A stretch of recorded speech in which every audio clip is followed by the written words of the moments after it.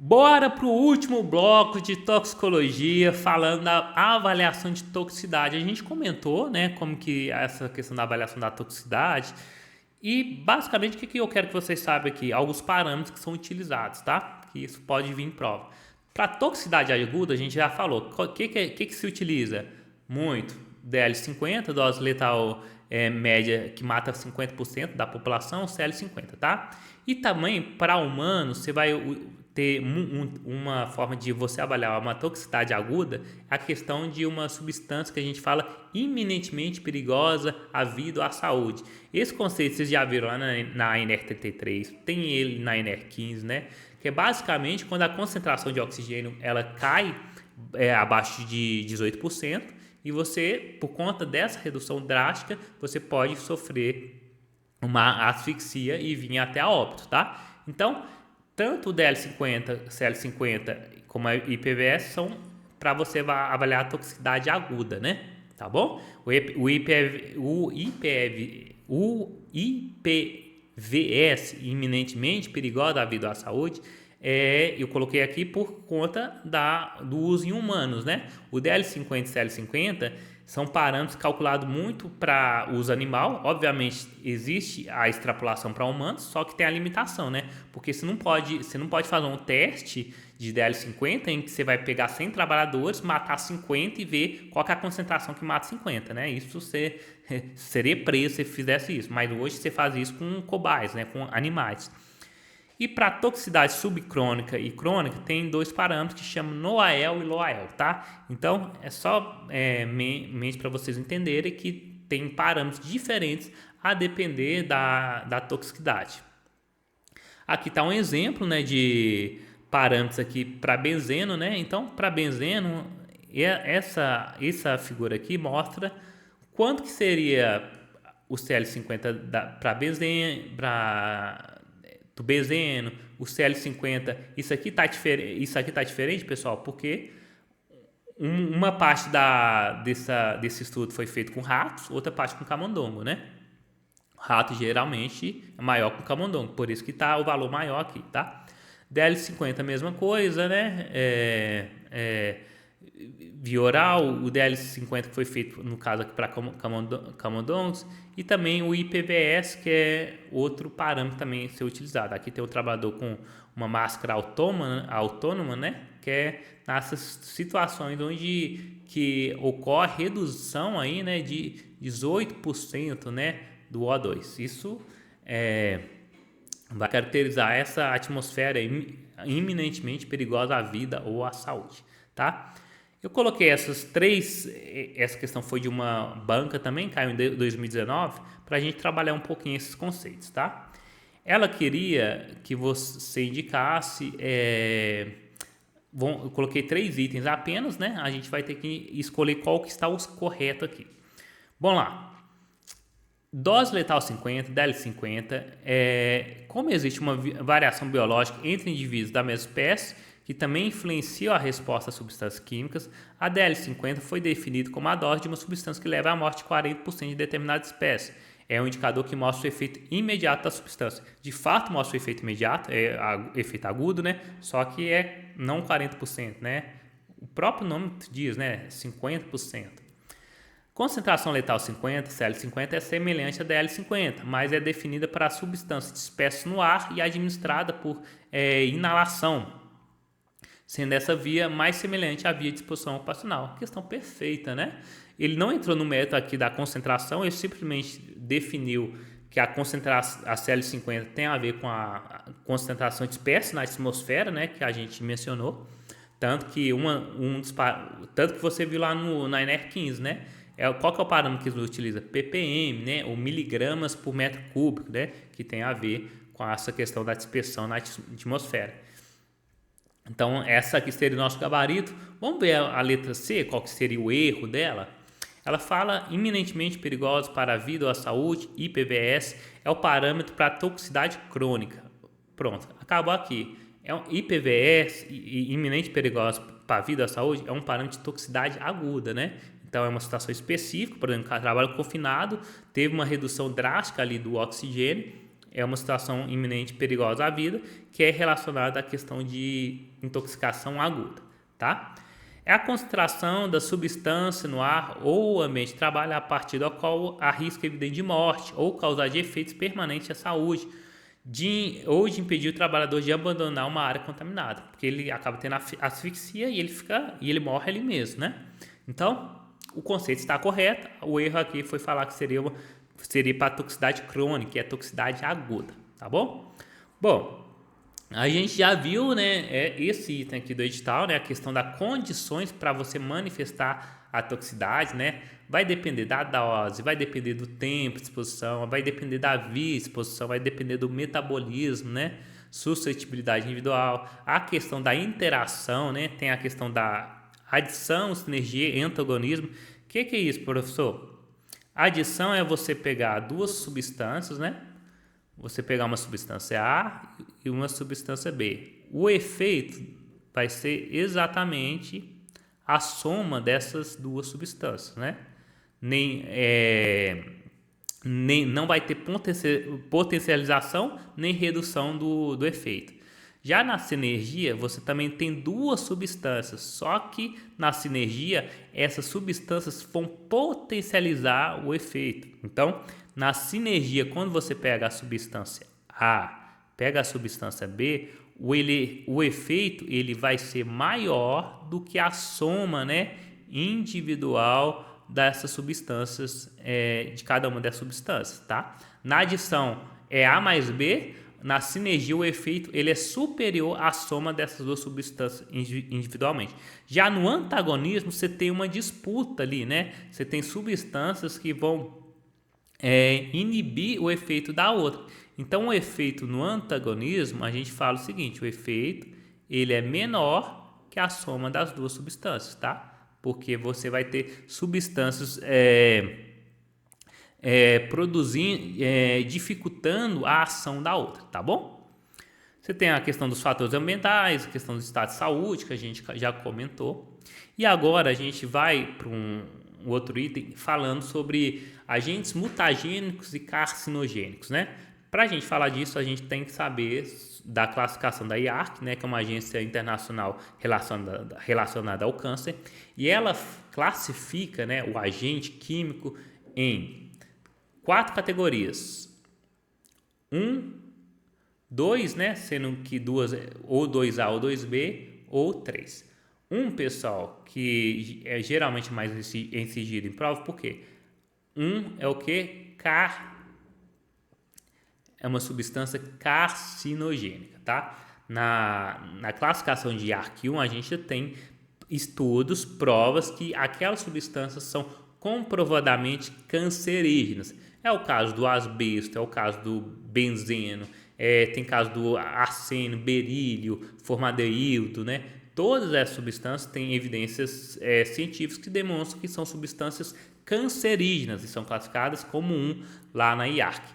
Aí tem a 2A, que é provável que seja carcinogênica a humanos, e a 2B, que é possível que seja carcinogênica a humanos.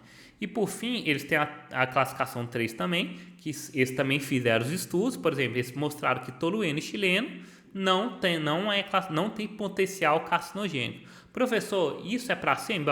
Obviamente que não. Pode ser eles fazem outro estudo mais para frente e mostra, por exemplo, que o tolueno ele tem algum potencial cancerígeno. Aí o tolueno de 3 ele mudaria, por exemplo, para 2B, né? Poderia ficar se movimentando aí nessa classificação de IARC, tá? Isso tem importância porque a partir dessa classificação de IARC foi publicada a Lista Nacional de Agentes Cancerígenos para Humanos, a LNAH, né? Por uma portaria conjunta de Ministério do Trabalho, Ministério da Saúde e Ministério da Previdência, tá? E lá eles utilizam a metodologia semelhante aqui que é a classificação da IARC. Tem um grupo 1, que são os carcinogênicos para humanos, 2B provavelmente, 2B possivelmente.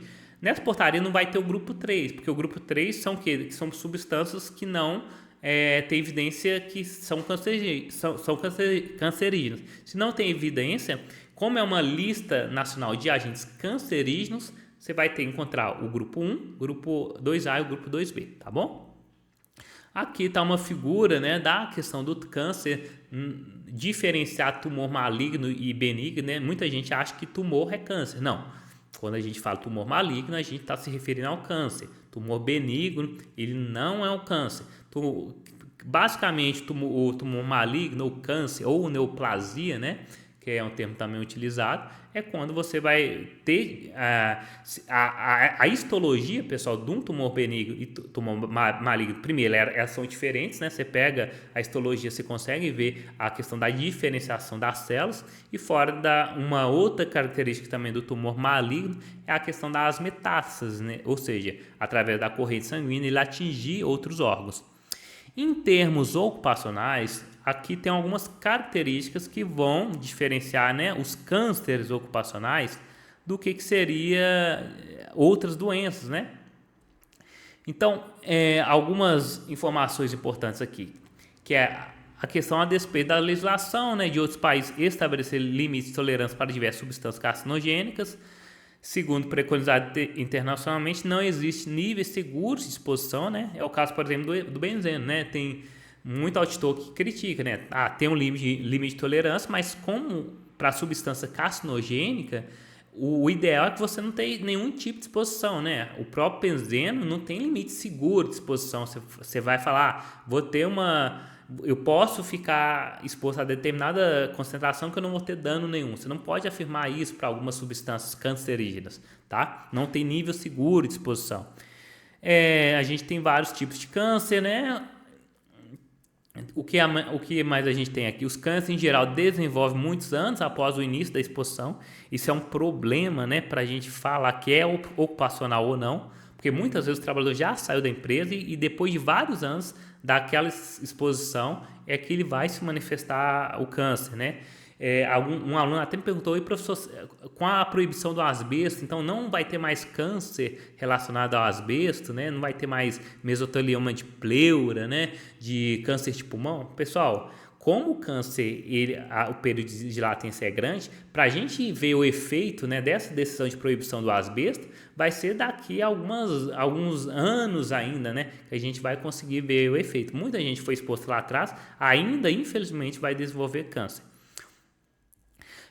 A questão do câncer não diferem, tá, em suas características morfológicas e histológicas dos demais cânceres. Isso é um problema, porque se pela histologia, pela morfologia fosse diferente, ia ser muito fácil você caracterizar o nexo causal. Mas como um câncer de pulmão de alguém que fumou a vida toda, do ponto de vista histológico, ele não é muito diferente de um câncer de um trabalhador que teve, por exemplo, exposição a substâncias químicas, você muitas vezes não vai conseguir de forma fácil, né, fechar o nexo causal. Em geral, existem exposições combinadas, né, concomitantes, né? Então o trabalhador, ele quando tem um câncer de pulmão, ele não necessariamente é só por conta daquelas substâncias químicas do ambiente de trabalho. Tem algumas que são bem características, né, como o caso do asbesto, né, que são aquelas doenças classificadas como 1 por Schilling, né, doenças típicas profissionais, mas tem algumas doenças que é difícil, né, você fechar esse nexo causal, porque você tem outra, às vezes o trabalhador fuma também, que também impacta, né, nessa questão do câncer. E tem uma questão aqui interessante do CESP que diz o seguinte: as especificidades dos agentes causadores e as características morfológicas e histológicas dos cânceres ocupacionais que as distinguem dos demais podem ser considerados um aspecto facilitador para se estabelecer a correlação causal ou nexo entre a exposição e a doença, em que pesa o longo período de latência entre o início da exposição ao agente cancerígeno e a alteração celular e detecção clínica. Pessoal, esse final está correto, né? Tem um longo período de latência. Qual é o problema dessa questão? Que não, do ponto de vista morfológico e histológico, você não tem diferença do câncer ocupacional para um câncer comum. Por isso, na verdade, seria um aspecto que dificulta, né, esse nexo causal. Bom, falando ainda agora, mudando um pouquinho o assunto, falando de outro tópico do edital, que fala sobre classificação de agentes tóxicos. Tem duas classificações que a banca quer que você saiba, tá? A questão de irritante primário e secundário, que é irritante primário, professor? O que é irritante secundário, né? Quando você tem, por exemplo, uma substância que vai provocar aquela irritação na narina, né? Nos olhos, né? Quando tem um dano direto, local, né? Ao tecido, a gente fala que é um irritante primário. Já o irritante secundário, ele vai ter uma ação tóxica generalizada, né? Um efeito sistêmico, tá? Então, qual que é a diferença de irritante primário para secundário? O primário tem uma ação mais local, o secundário tem uma ação mais generalizada. E aqui também tem um outro irritante, né? Eu coloquei até aqui embaixo, que seria o irritante atípico, né? Que são produtos com baixa solubilidade de irritante da via aérea superior, por exemplo, o gás lacrimogêneo, né? Então, devido a essa baixa solubilidade, ele é classificado numa à parte, né? Tem o irritante primário, secundário e teria também o chamado de irritantes atípicos, né? Que seria o caso, por exemplo, do gás lacrimogêneo. Bom, e agora a gente tem ainda os asfixiantes. Tem o simples e tem o asfixiante químico. O simples ele vai agir substituindo o oxigênio, né? Isso é principalmente, pessoal, nessa situação aqui, ó. Espaço confinado, tá? Espaço confinado, você vai ver muito a questão do asfixiante simples. Por quê? O asfixiante simples são substâncias que estão presentes no ar, por exemplo, nitrogênio, o gás hélio, né? O próprio dióxido de carbono, só que essas substâncias, por si só, elas são inertes, ou seja, elas não têm nenhum tipo de ação química sobre o nosso organismo. Só que a partir do momento que o oxigênio ele cai abaixo de 18%, aqueles gases, né, como nitrogênio, o gás hélio, o próprio gás carbônico, eles começam a ocupar o espaço do oxigênio, porque não tem oxigênio no local, aquele espaço, esses oxigênios que já estão no ar mesmo, eles vão ocupar o espaço do oxigênio, e por conta de uma falta aí do oxigênio, você acaba tendo uma asfixia do trabalhador, tá? Por isso que no espaço confinado é muito importante você fazer essa monitoração da concentração de oxigênio, para não cair a um ponto em que essas substâncias consideradas asfixiantes simples, elas ocupam o espaço do oxigênio e provocam uma asfixia aí do trabalhador, tá bom? Diferentemente do asfixiante químico. O asfixiante químico, ele tem um papel, eles vão interferir na capacidade do sangue de transportar o oxigênio. Então, o asfixiante químico, eles vão se ligar por exemplo, no caso do monóxido de carbono, né? Monóxido de carbono, diferentemente do CO2, o monóxido de carbono, ele tem mais afinidade com a hemoglobina do que o próprio oxigênio. Então, se você entra num ambiente de trabalho com um excesso de concentração de monóxido de carbono, por exemplo, ocorre... teve até um acidente aqui que eu coloquei, teve alguns jovens, né? Teve uma concentração excessiva no local de monóxido de carbono. Como o monóxido de carbono tem mais afinidade do que o próprio oxigênio com a hemoglobina, vai se ligar a hemoglobina e vai formar que a carboxhemoglobina. A gente viu lá que até um indicador de agente biológico para verificar excesso de exposição a monóxido de carbono. E qual que é o problema do monóxido de carbono no ambiente de trabalho? É porque ele é um gás que você não tem cheiro, né? Você não vê que você está exposto a excesso de monóxido de carbono. Por isso tem algumas tecnologias vestíveis, né? Que inclusive no capacete elas fazem um monitoramento de gás carbônico, né? Em alguns ambientes em que existe esse risco, aí o trabalhador entra nesse ambiente e se por acaso a concentração de monóxido de carbono aumentar muito, aquilo vai dar um sinal, algum alarme para aquele trabalhador ele abandonar aquele local ou adotar outra providência, tá bom? Então, ao contrário do asfixiante simples, que é um gás inerte, ou seja, não tem um efeito de interagir com as moléculas, o asfixiante químico ele interage na capacidade do sangue de transportar oxigênio. No caso, por exemplo, do monóxido de carbono, ele vai se ligar à hemoglobina, formar carboxhemoglobina e impedir o transporte de oxigênio no sangue. Um outro exemplo é o ácido cianídrico, né? Quem lembra lá do nazismo, né, que matou os judeus lá com gás, né? Um dos componentes do gás, né, da substância, tinha ácido cianídrico. O ácido cianídrico também é um asfixiante químico, ele interfere na capacidade das células, né, transportarem oxigênio. Então, o ácido cianídrico, né, o monóxido de carbono são exemplos aí de asfixiantes químicos. Vamos ver essas questões.